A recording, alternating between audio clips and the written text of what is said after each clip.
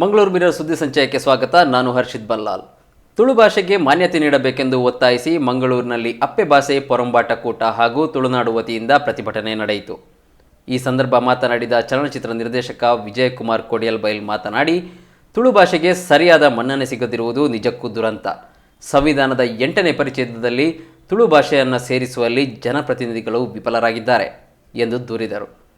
October 25ರೊಳಗೆ Tulu ಭಾಷೆಗೆ ಸರ್ಕಾರ ಸೂಕ್ತ ಮನ್ನಣೆ ನೀಡದಿದ್ದಲ್ಲಿ ತುಳುನಾಡಿನಲ್ಲಿ ಸಾರ್ವಜನಿಕರು ನವೆಂಬರ್ನಲ್ಲಿ ಬಂದ್ಗೆ ಕರೆ ನೀಡುವುದಾಗಿ ಅಪ್ಪೆ ಭಾಷೆ ಪೊರಂಬಾಟ ಕೂಟದ ಸಂಚಾಲಕ ಸುದರ್ಶನ್ ಸುರತ್ಕಲ್ ಆಗ್ರಹಿಸಿದರು.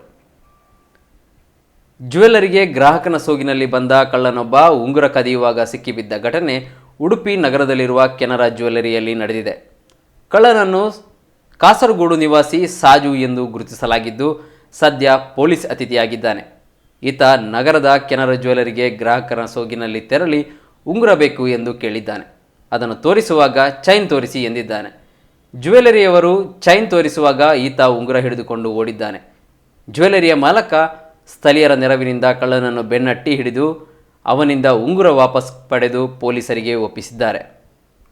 ಬಂಟ್ವಾಳ ಶಾಸಕ ರಾಜೇಶ್ ನಾಯಕ್ ಅವರ ತಾಯಿ ಅಲ್ಪಕಾಲದ ಅಸೌಖ್ಯದಿಂದ ಸ್ವಗೃಹದಲ್ಲಿ ನಿಧನರಾಗಿದ್ದಾರೆ.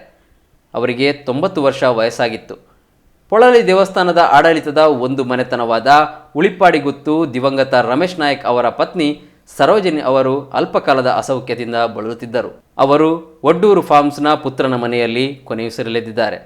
ಇವರ ಪುತ್ರ ಬಂಟ್ವಾಳ ಶಾಸಕ ರಾಜೇಶ್ ನಾಯಕ್ ಓರ್ವ ಪುತ್ರಿಯನ್ನು ಹಾಗೂ ಅಪಾರ ಬಂಧು ಬಳಗವನ್ನು ಅಗಲಿದ್ದಾರೆ.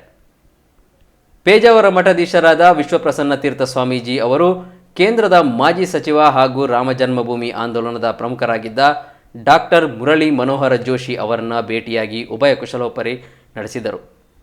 ದೆಹಲಿ ಪ್ರವಾಸದಲ್ಲಿರುವ ಶ್ರೀಗಳು ಅಯೋಧ್ಯ ಆಂದೋಲನದಲ್ಲಿ ಜೋಶಿ ಅವರ ಭೂಮಿಕೆಯನ್ನು ಪ್ರಶಂಸಿಸಿದರು. ಹಿರಿಯ ಯತಿ ವಿಶ್ವೇಶ್ವರ ತೀರ್ಥ ಶ್ರೀಗಳ ಜೊತೆಗಿನ ಒಡನಾಟವನ್ನು ಜೋಶಿ ಸ್ಮರಿಸಿಕೊಂಡರು. ಉಡುಪಿ ಶ್ರೀಕೃಷ್ಣನ ಪಂಚಲೋಹದ ವಿಗ್ರಹ ಶಾಲು ಸಹಿತ ಫಲಮಂತ್ರಾಕ್ಷತೆಯನ್ನು ಜೋಶಿ ಅವರಿಗೆ ನೀಡಿ ಗೌರವಿಸಲಾಯಿತು. ಹೆಚ್ಚಿನ ಸುದ್ದಿ ಮನೋರಂಜನೆಗಾಗಿ ಮ್ಯಾಂಗ್ಳೂರ್ ಮಿರರ್ ನಮ್ಮ ಚಾನೆಲ್ ಸಬ್ಸ್ಕ್ರೈಬ್ ಮಾಡಿ. Thank you.